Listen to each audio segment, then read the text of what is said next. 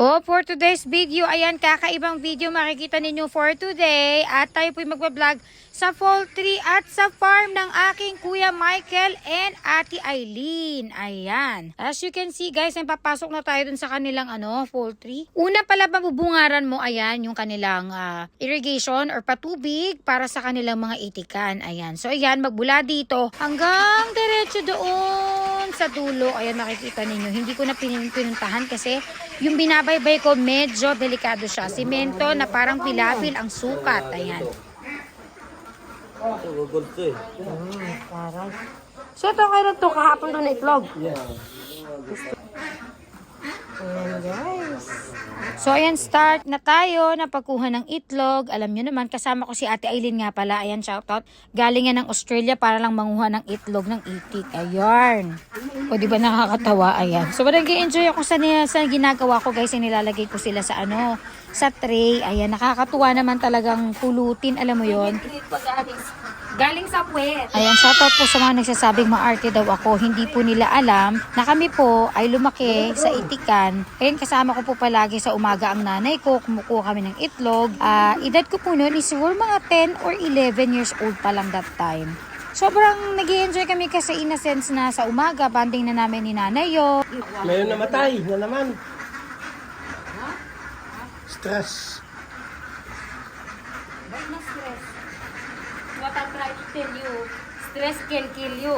O di ba totoo naman yun, kapag stress ka, Diyos ko po, nakakamatay, nakakalabas ng maraming toxins na masasama para sa ating kalusugan. So ito na nga guys, nakakarami na ako ng tray ng itlog. Sobrang nag-i-enjoy talaga ako that moment.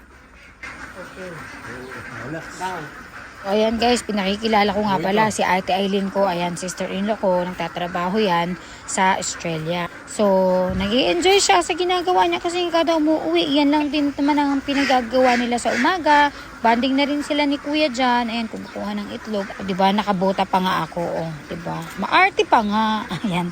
Nakakailang itlog na ako dyan ha guys. Sa atin na mo ilang training nagagawa ko. So, nakikita ninyo pa rin. Ayan, nangunguha pa rin ako ng itlog. Sobrang nag-i-enjoy talaga ako. Ayan, so itutour around kayo ni Kuya. Ayan, sa kanyang itikan. Ayan, makikita ninyo ilang boxes din ng kanyang cubicle. Hindi ko alam kung ilan ang sukat at ilang piraso yan. Nakalimutan ko itanong Sa susunod na video, itatanong natin yan lahat. Ayan.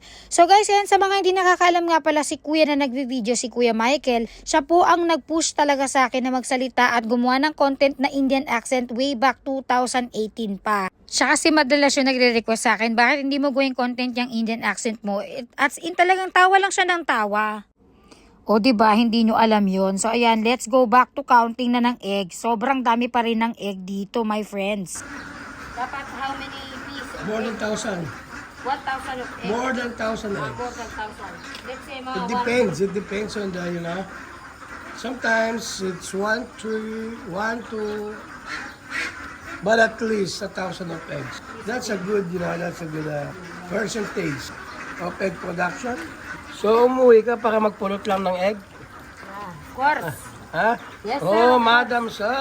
Okay, madam sir, for today's video, actually, I am taking some egg from the farm of my brother. This is actually the reason why I go home. Just to pick some egg and then get some free eggs. See you on the part 2. Right? Bye! There is